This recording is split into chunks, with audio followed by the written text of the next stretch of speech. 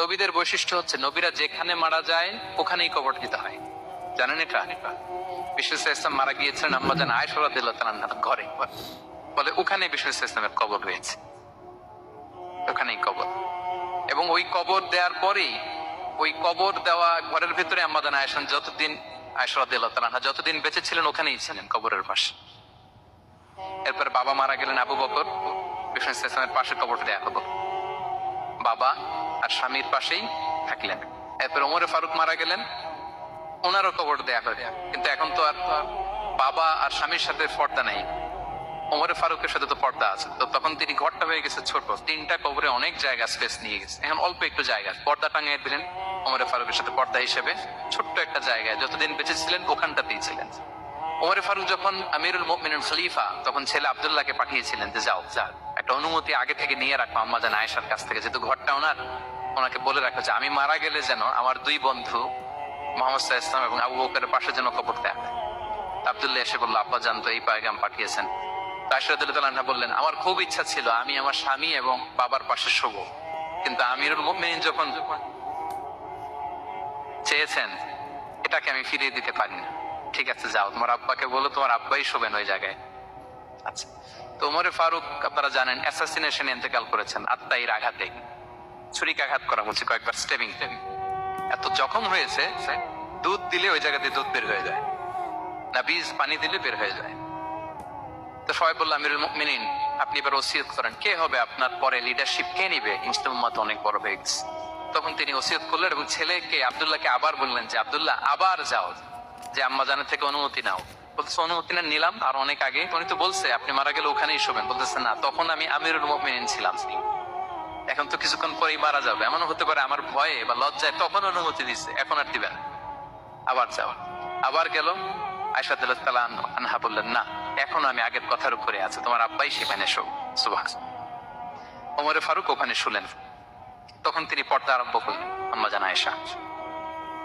তাহলে রাসূল সাল্লাল্লাহু আলাইহি ওয়াসাল্লামের কবরটা হচ্ছে আম্মাজান আয়েশা রাদিয়াল্লাহু তাআলা আনহার ঘরের ভেতরেই। আপনারা মসজিদে নববী যারা ভিজিট করেছেন তারা জানেন যে আপনারা যখন কিবলামুখী হয়ে নামাজ পড়েন, বাম দিকে বিষ্ণু ইসলামের কবর, সেখানে রাসূল সাল্লাল্লাহু আলাইহি ওয়াসাল্লামের পাশে আবু বকর এবং ওমরে ফারুক রাদিয়াল্লাহু তাআলা আনহুমা শুয়ে আছেন। রাসূল সাল্লাল্লাহু আলাইহি ওয়াসাল্লামের কবর থেকে মিম্বার পর্যন্ত এই পুরো জায়গাটা রাউদাতুম মিন রিয়াদিল জান্নাহ, দুনিয়ার বুকে জান্নাতের একটা টুকরা। বিষ্ণু সাল্লাল্লাহু আলাইহি ওয়াসাল্লাম ইন্তেকালের আগে ওনাকে অপশন দেয়া হয়েছে, নবী আপনি চাইলে থেকে যেতে পারেন আজীবন, আর চাইলে আমার কাছে চলে আসতে পারেন, ইউ হ্যাভ অপশন। বিষ্ণু সাল্লাল্লাহু আলাইহি ওয়াসাল্লাম তার রবের সাথে সাক্ষাৎকে চুজ করেছেন এবং ইন্তেকালের আগে তিনি পড়েছিলেন আল্লাহুম্মা গফিরলি ওয়ারহামনি ওয়ালহিকনি বির-রাফিকিল আ'লা, আল্লাহ আপনি আমাকে ক্ষমা করুন, আল্লাহ আপনি আমার প্রতি রহম করুন, আল্লাহ আমি আপনার সান্নিধ্যে যেতে চাই, পৃথিবীতে থাকতে চাই। অপশন দেয়া হয়েছে, আপনার অপশন দেয়া হবে, হ্যাঁ চাইলে আজীবন থাকেন। আমরা অপশন পেলে তো বলতাম আল্লাহ যা হয়েছে এখানেই থাকতে চাই, কি বলেন?